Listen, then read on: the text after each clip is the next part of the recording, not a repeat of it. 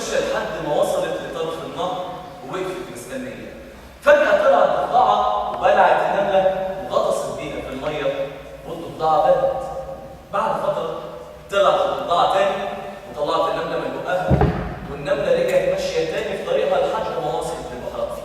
سيدنا سليمان استغرب وقال سبحان الله له في خلقه شؤون. بس الغريب ان المشهد اتكرر تاني يوم قدام سيدنا سليمان، وثالث يوم، ورابع يوم، وكل يوم كان سيدنا سليمان يشوف النمله ماشيه في نفس الطريق لحد ما توصل للنهر والضفدع تطلع وتنزل فيها في الميه.